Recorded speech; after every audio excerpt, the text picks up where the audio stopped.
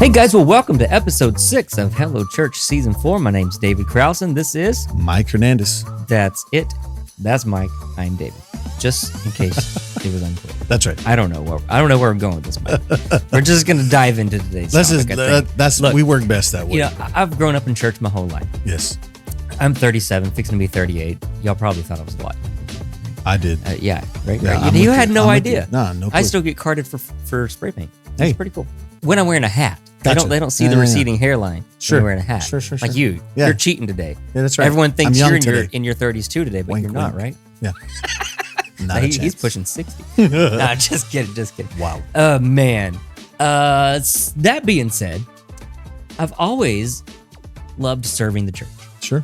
I've grown up in a minister's home, anywhere from a kids pastor to a senior pastor. Sure. My whole life. We've traveled full-time as evangelists for over a decade. We've done it all. Yeah. I feel like God's gifted me in areas musically, Okay. creatively, and I've always wanted to use them for church, Sure. for God's glory, Gotcha. in the church. And so when we would go to a new church growing up, if we moved cities and we started attending a new church, one of the first things I wanted to do was get plugged in. Yeah. I would find a worship pastor or something and say, I do these things. Sure. I'm not saying I'm the best at them, but if you can use me in them, Right. I'm here. Right. And I'm available. Sure. Use me, don't use me, whatever. They always did. It was always fun. I love serving. Right. Everywhere we've ever been. Now, you may not have a bunch of people showing up to your church telling you, Right. I'm really good over here and I'd like to serve. So how do you get volunteers? How do you keep volunteers? Yeah. How do you care for your volunteers? Great question. We're going to be talking about all of that That's today beautiful. Yeah. in this episode. Yeah. How to get them, how to keep them, how to care for them. I think this conversation is going to be a lot of fun.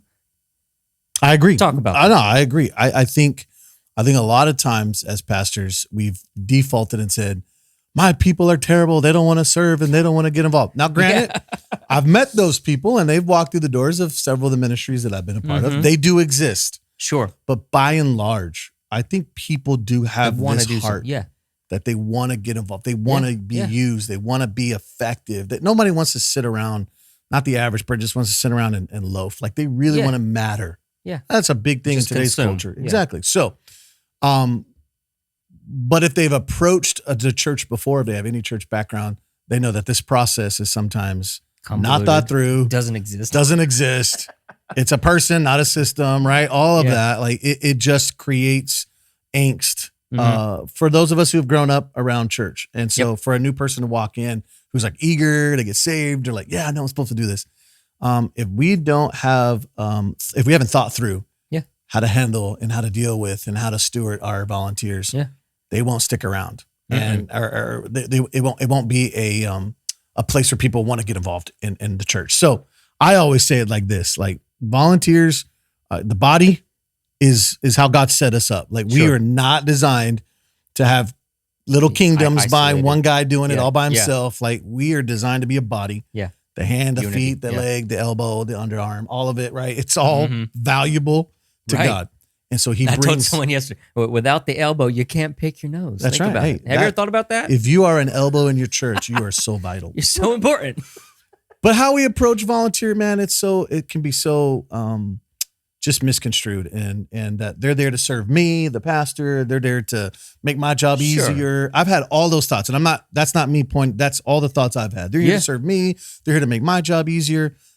Instead of saying, you know what, these are God's people, Servants. Yeah. God's servants, and I'm here to steward Mhm. and lead them and equip them to do the work. I Yeah. mean, come on, if we're honest, that's our job descriptions Yeah. as pastor is to equip the saints. So Right. we're going to dive into the volunteer dialogue in that. I know everybody in our churches is having these questions asked, and we want to answer to the best of our Yeah. ability. If you're a church of 200 or less, which this season is dedicated to That's right. those issues, you're asking this question. Yes. How do I get volunteers? Oh, Sure. you're looking at another church. They have such gifted people in their church doing Right, all right. of these things, not realizing that church has probably raised them up That's and right. steward them and train them and all of these things. But So how do you good. get people like that? How do you get volunteers? Yes. I was a youth pastor for so many years, and I ran across this teaching, and it just for me right out the gate is just simply this: ask. First of all, if you don't ever ask, if you This is never like I say, don't have a clue it's a need. exactly. If you never ask your people, you never cast the net Yeah. and say we have this, then people will never say they need me. I'm wanted here. Sure. So I always If say they needed me, they would have master. asked already, right? That's right. Master the ask. And so that breaks into, well, then how do you ask? Because if you just got up on a Sunday morning going, we need people to We go need two wipe, more people in the nursery this exactly, week. to go wipe bottoms of kids in the nursery. Like that nobody signs up for that. So you have to master the, but if you never ask, that's why you don't have volunteers. That's why you don't have anyone who knows the needs and the opportunities for the church. If it's not in front of them, right? So I always say master the ask. So how do you master the ask? Number one, you ask through the stories that are happening in the church. Absolutely. Like, man, we That's were like we were number there and we have a volunteer who's already serving come up and say, man, I was there and I was helping this elderly person walk to the door, and she said thank you, and she said she loves that we're here to open the doors for her, and it means to share the success stories of the volunteers that are already in your ministry. Share the stories of what's happening in the doors that you're not always in. So like a kid's story or a I love that. or youth story. Yeah. A kid's volunteer you shoot a video of them, or they come up on stage and say, man, I got to lead a kid to Christ a couple weeks ago. Changed their life, but changed my life. Exactly. That's a Who great doesn't way wanna, to recruit and to get people to be a part when you share what the impact has done in that person's life. So sharing that story. Yeah, I love that. Obviously communicating the value that we're better together. Sure. that we could do so much more. Many hands make a load light. Like sharing and communicating the value that even the smallest task, when we lock hands together, can be done with excellence and can be done with such great purpose when we team up.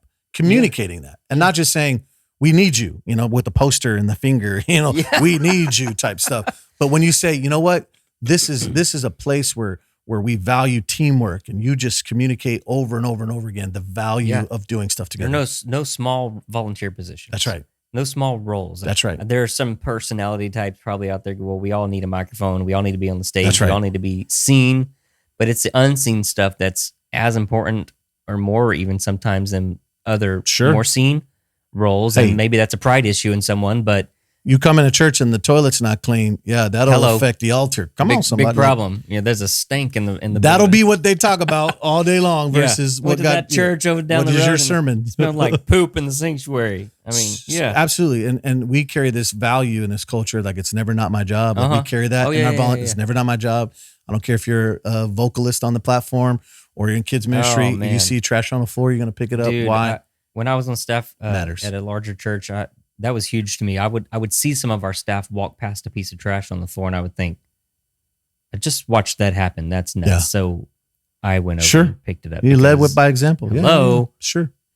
You are not too important We're not around above. here to pick up a gum wrapper. That's right. We're not above. So we're talking about how do we get volunteers? We're talking about setting culture. I always say this to my team. I say, look, it's people's niceness. This idea that I want to give my gift back to the church. It's their niceness that gets them to the conversation of, can I serve? Sure. But it's our competency that keeps people involved in ministry. I love that. So what I'm saying is, look, how you get volunteers is when they step into Especially ministry. high level volunteers. Yes. You got someone like we've got someone in our church right now. They're from corporate world, high level corporate executive world. Gotcha. They were an executive assistant to a major corporation. Nice. They want to serve. Sure. And we're still trying to work out the system for them to serve because they're such a high capacity person, Right. that we don't want to just say, do this and then leave them like with this obscure system or not a system or what do I do next? Like they've got such stewarding that is a little scary. Sure. But it's the same for any volunteer. That's right. But if the fact that you're steps thinking in, that way. and you don't have these things thought out, right, they're going to think them through for you. Yeah, that's the opposite. That's how you never get a volunteer. That's how you is that lose you've not volunteers. thought. Yeah, you've not thought about them. You haven't created certain aspects. This person who's a high level leader. This knowing that you guys are dialoguing about how we can utilize him the best or her the best. Like, and man, now she's saying, okay, now I'm excited for them to finally tap me on the shoulder and say, we've got it figured out what you can do because you're uniquely gifted and we've never had anyone like you come in our church before. That's so right. How we get volunteers is that you've again, intentional, right? You're intentional. That's it. You're intentional about them. That's how you get them. People think you have to have this, flashy ministry for people to want to get involved in. Yeah. It really doesn't take the flash. They are the flash, honestly. Their involvement and what God does through them is really the flash. Yeah. But that's not what you need to attract them. What they need to see is that the culture of our church is that we lean on each other. We're reliant on the gifts that God's given each person, and everybody has a part. So there's a communication of everybody has a part. Everyone is involved in this. So yeah, that's how you get them. You ask for them. You create a culture and a system that values volunteers instead of it like we don't value it. They've asked me to serve in kids ministry, and I haven't come out in 25 years. Like I've been stuck at, your hair's all sticking up. Like, I've been cursed to kids ministry, right? Like that's not valuing that volunteer. So valuing the volunteer and communicating that being on this team, being a volunteer at this church is going to change your life. Yeah. And that's a big sell, but it's true. I love the idea of culture. We talked about culture in another episode, and I like bringing it back even here too. Like our smaller church plant, we've always had a culture of excellence. We do everything with excellence. And in our media, we try to do, we've got Pro Presenter and some lights and things. And it's just been me for a while because we didn't have anyone. We have a small volunteer team. Sure. And they're doing all the things. And so I did what I could do. But because I was excellent to the level that I could do, it's attracted people that want to be a part of that. Absolutely. And that know more than me, and that can bring it again to another level. Story is we just had a couple start coming to our church. There's massive background in media and production and all these things. And they've taken the stuff that I had in place, and they have in just 3 weeks elevated our lighting software and our programming of background MIDI triggers between Pro Presenter and our light software. And when you fire a slide, it fires a light. And I'm like, they're doing all this stuff that I'm like, I knew it could do it, but I didn't know how to do it. Sure. Should have just called me, bro. Could have called me. I helped you out. Called you. Yeah. No. But excellence now attracts excellence, right? And now they're like, I want to be a part of that. Yeah. Because maybe they were like, I see how you're struggling, bro. Yeah. We want to help you out. But that's okay. Sure. But excellence, back to culture again, culture of appreciation, culture of excellence, stewarding your people. That's how you get volunteers. One of the ways you can get volunteers is by other people seeing how you treat your current volunteers, right? Exactly. The culture is your greatest, asset to a church volunteer system. Yeah. If it stinks, nobody's going to ever want to volunteer. Man, all these people always sweating and running ragged and tired. So how do you attract more volunteers is look at your team that you have now, even if the team is 1 or 2, and begin to create the culture that's how you value them. God, their gifts, no different than the keyboard, all the stuff that we're like, we got to get all this stuff. Yeah. God gives you people as resources. Sure. And he says, I've given you this executive leader, this media person, and we could be like, or we value them, man, it attracts. And that kind of culture is catching. So how do you do it? You got to create a culture of it. I would even say this, if you're going to attract volunteers, if you're trying to build your volunteer system or group team, job descriptions. Oh, that's huge. Have it written out. Clear like what expectations, exactly. Right? What are they going to do? How, so when a person does say, I'm interested, that we're not just throwing them to the lion's den. Here's the job. Here's what this job That's entails here at the church. Now someone can go, I don't have that much time. Correct. I can't do that. Exactly. I'm not able to. They might say, that's way less than I expected them to be asking. I'm in. I'll be there this week. Yes. Yeah, yes. I would dare say to write out a dream list of all the things you would love to have a volunteer doing at your church. It's good. And go ahead and map out a job description for that. Yep. That way, when the executive does come into your church, you don't have the problem that we have right now going, how do we use you? Yes. Like you can go, you know what? Actually, I've dreamed about this. I've dreamed about you coming into our church or someone like you. So good. I've already written it out. I had a family in that same pipeline. I had a family that came into my church that was literally a prayer answer to prayer. Like I had prayed, That's like, so Lord, cool. I need someone who's gifted at this. I prayed them in. That. And when they stepped in and we had the job, they matched the job description, I was able to look at them and say to them, you realize you are an answer to my prayer. Like, and what that does to somebody, like me, little old me. Yes. Because of your gift set, because of all that. Yeah. So let's back up and I'll just say this. If we're going to start talking in kind of a sequential order, what you just said is so powerful. If you don't even know the needs for a volunteer to serve in, why will you even create a volunteer system? So it's a great idea to sit down and go, what are the areas where we are needing help? Map it out. Dream it up. Yeah. Vision cast. Like what would be awesome when we could do so much if we had, but create a list of the actual needs in your church, the places that people could get involved in. And I'm telling you, it's more than you think. Yeah. It's more than you think. It's not just, no matter what size church. Yeah, exactly. It's not just, you will find that there is a lot more areas in your church where people can get plugged in on. And so I would write down a needs list. And I would say that there's a lot of areas in your church where you can't have too many volunteers. That's true. Like maybe you can have too many worship leaders. Maybe you can have too many, whatevers. But there's a lot of roles, greeters, people in the parking lot, kids workers. You can't have too many people on those teams. So we say it this way, David. This is what we say. In our small auditorium, we don't need 25 ushers. Okay, we don't. That would just be weird. You never get to exactly. So we say it this way. That same thought, but here's how I say it: we don't need 25 ushers, but we need 25 ushers because we know that if I can get those people on that team, they're going to be under a leader who's caring for them, encouraging them, I love that. training them, pastoring them. Sure. So we say we don't need 25, but we need 25. I need 25 people being discipled, being loved on, being cared for in your ministry. So I love that thought. Like there's you would think, I only need one person in the nursery. No, you may need 8 because of the rotation. Now they're not stuck in there for 2 years, right? 2 people on a team. They can take a break. And when they hear that, listen, they come to your church and they come to my church and they hear me say, hey, listen, you don't have to serve every single Sunday till Jesus comes. Like you can actually take a break. They're already like, I like that. I like that the commitment level is not all the time. A huge stumbling block in people. Like we so talk about expectations. Put a needs list together, a dream list together. I like how you say that, a dream list. And then write down the job descriptions. That would be step 2. So if there's a step 1 is figure out what you need as a volunteer. Step 2 would be write out what they're going to do. So when they show up, they're not just arbitrarily doing nothing. Be intentional, write out a job description, right? And now you're able to go before your congregation and ask the ask. Sure. We're needing some volunteers in kids ministry. We're needing some volunteers in worship ministry. And tie it back into your vision mission as a church.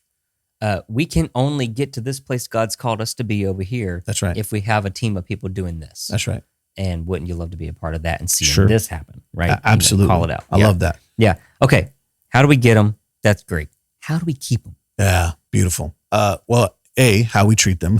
It matters. Back to culture again. It matters. But I would say this. Many times people don't stay because of the very things we said earlier. I came into a ministry. No one told me what to do. No one trained me. They just gave me the responsibility, but no authority. Okay. They said, do this, but they didn't give me a key to the room. Get this ready, and I don't have access to the materials. What if I need to make a decision about something? Yeah. Exactly. In real time, this happened. Do I have the authority? So they've been given the responsibility, but not the authority. So I say how you keep volunteers is there's got to be a process in your system where they get oriented to the culture of the church, right? They know how they're going to be treated from above, from the leadership, from their peers. There's a culture explanation, right? But then there's also a training component. And we so often just circumvent that. Because why? I'll just be honest. Because Sunday's coming.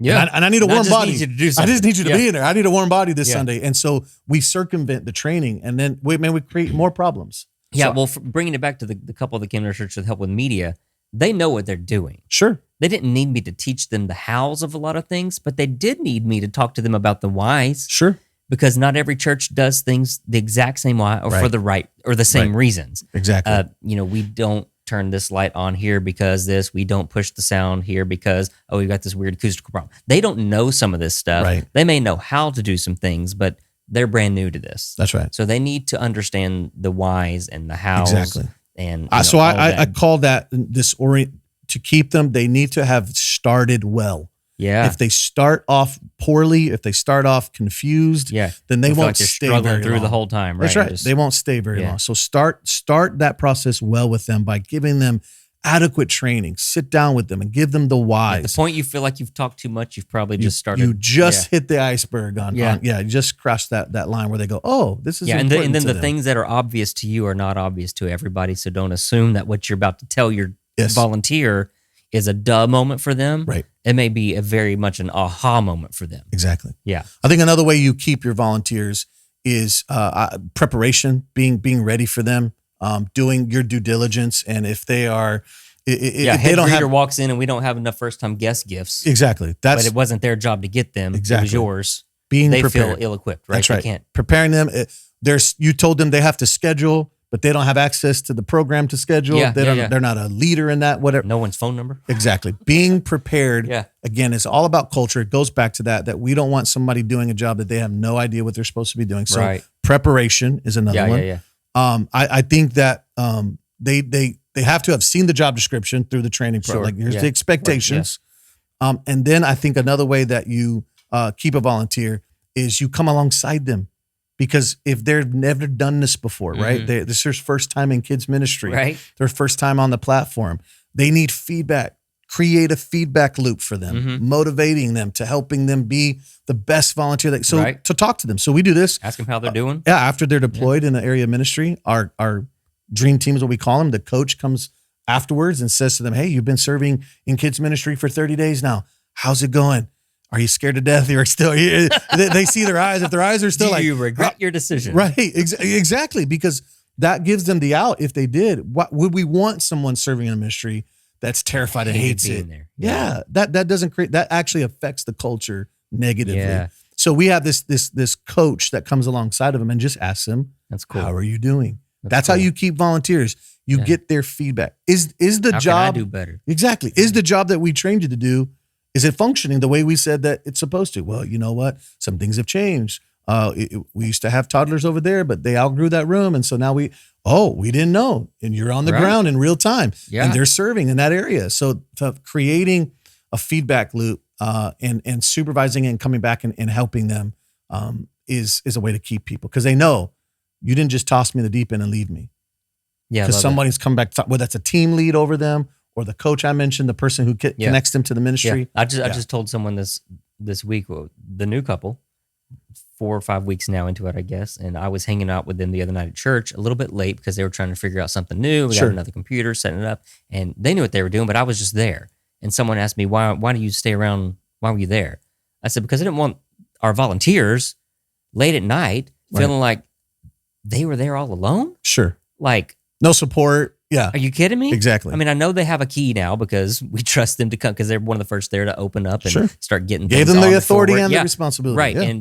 But they're not doing it alone. Yeah. Like I never want someone on my team to feel like they're an island. Yes. And that I just let them out there to drift and well, you just do your thing now and I'm never going to come back around or I'm going to let you have it. Being guilty, and I only know that this is a terrible way to keep volunteers because I've been the offender, right? Like I've done that. I've just deployed and left and said, set it and forget it. Yeah. And not realize that they're drowning. Yeah. And so we just said, we can't do that. We got to create a better culture. Mm-hmm. So when it comes to volunteers, we try to circle back around and go, do you still like this? How are you doing? Do you need more training? Mm-hmm. Would you like, not even need it, would you like more training? Yeah. I actually would. I don't really feel like I'm equipped to be in this environment. Okay, then we'll hey, are the tools we've given you good enough? Exactly. Is this soundboard junk and we don't know it? Yes, exactly. Because they're on the front line. They're your frontline team. So that's a really important part of keeping a volunteer. Let them have buy-in. Let them have some say, some authority. Yeah. I love that. So I think that's a great way to keep volunteers. Oh, that's really good stuff. So I think we probably even have already touched on this, but caring for a volunteer. Right. What are some practical ways besides saying you're doing a good job? We can care for a volunteer. I want to say this pastorally. We sometimes in the church have really botched this, the culture of honor. Yeah. Right. So it's more than just pat on the back, good job, but honoring our volunteers. Mm-hmm. Sometimes the church, we take honor to a place that's unhealthy. Right? It's like, look, the pastor, he's the only one who can be honored, and that's so you literally unhealthy. Put a throne on the stage. It's unhealthy. Yeah, and anyways, so I would say this: like honoring those volunteers as a great way to care for them by acknowledging, recognizing, hey man, I saw you came in 20 minutes early. That was cool. I saw you had your kids with you, and it was chaotic. And so that's why we're providing donuts for you today. That's why I want to give you this gift card to say, we noticed you drive 45 minutes to come here. Yeah. And just acknowledging them and their hard work is a phenomenal way to care for people. Yeah. I see a lot of churches do like the volunteer appreciation red carpet kind of night.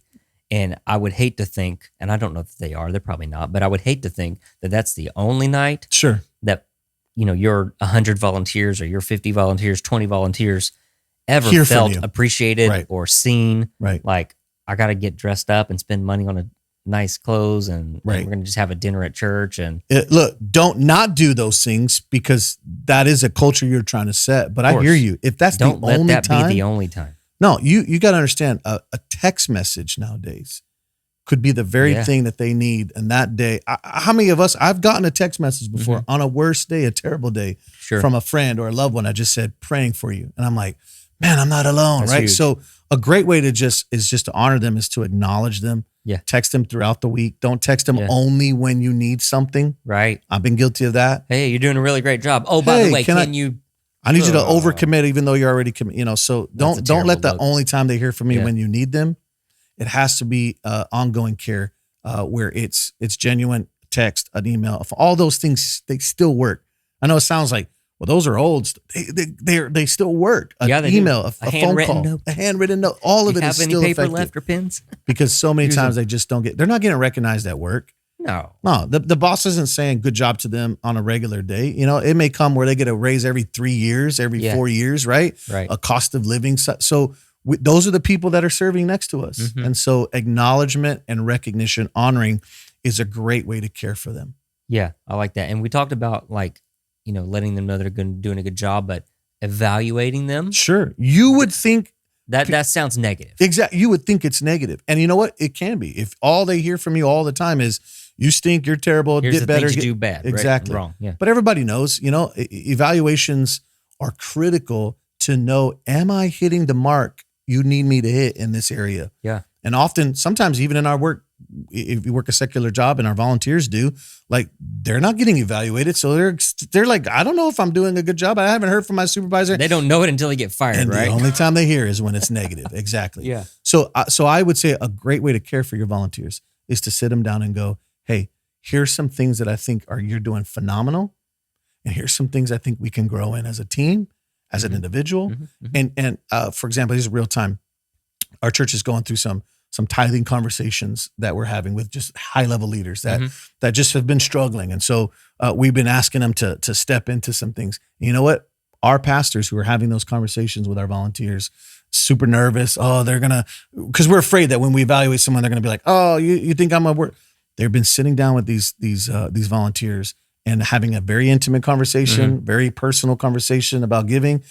And because we've got this culture of evaluation, these volunteers are like, thank you, Pastor. I've been waiting for God's been speaking to me about this area of my life, and you're just confirming it. A little nudge. Whoa, right, such beautiful things happening when you create a culture of evaluation where it's done in a way where you truly are trying to get the best out of them, the best for them, not out of them, but for them. A lot of pastors just forget that they're pastors, right? Sure. You're a shepherd, man. Right. Like part of this territory is saying, hey, dude. Yeah.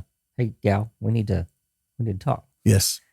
And again, saying you've done great these last 6 months. You're doing phenomenal. We want more of that. Because we say this at our church at Loco. I say, you get what you celebrate. So if you don't celebrate, if you're not celebrating people that are doing great jobs, nobody in the culture of the church knows what is good. And until they see it, they go, oh, they're celebrating that this guy was on time, or they're celebrating that this gal, picked up trash when nobody saw, like that kind of stuff. When you celebrate or honor them, they now know what the target is in the culture of the church. Yeah. But also in evaluation, just going back to that, they also know when they're missing the mark. I need that in my life when people say, well, not quite, you didn't quite hit it. Well, if you're defining the win, right? If exactly. these are the wins and you know that, well, I haven't done anything quite right to reach that level of a win, then I need to up my game. Right. And we're afraid, we think that conversation is going to be negative, but I'm telling you, there are people in our churches who are like, please talk to me and tell me how I'm doing. Yeah. Tell me pastor me. I want to be better. I want to do my best for the kingdom. And they truly have, again, it's their niceness that got them through the door, but it's our competency. And one of our competencies need to be, I can sit down and have an honest conversation.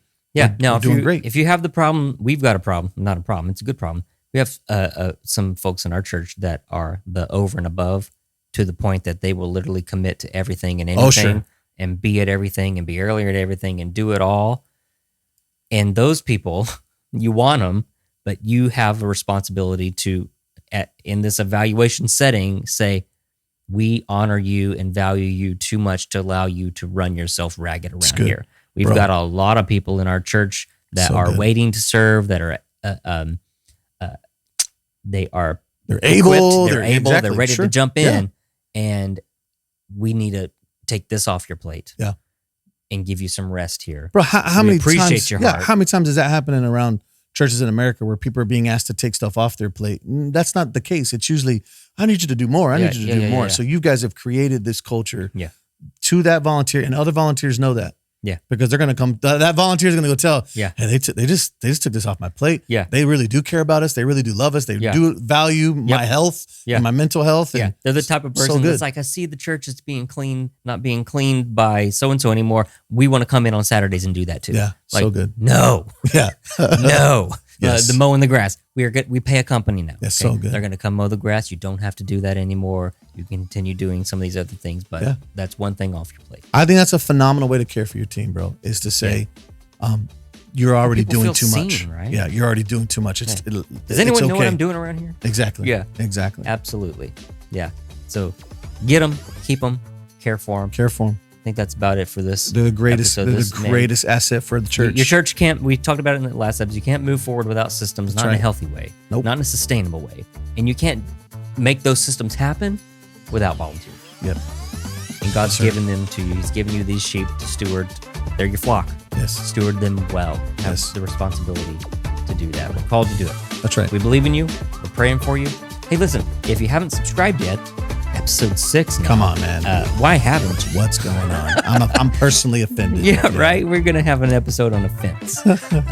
So do that. Subscribe wherever you like listening to us. Podcasts on Apple Music, Google, Spotify, all the things. You can even subscribe on YouTube. Click the little bell there to be notified when new episodes drop. Comment. Keep the conversation going. If you've got some tips on volunteers or some struggles or some wins that you'd like to share, keep it going. This is a conversation. We don't feel like we've got all the answers. Still learning. We'd love to hear from you.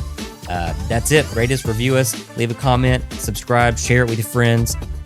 Don't badmouth us. If you got something bad to say, take it to God. We're your brothers. Right. Keep it nice. Just kidding. But anyway, thanks for listening to Hello Church, Season 4, Episode 6. We'll see you next time. Bye-bye.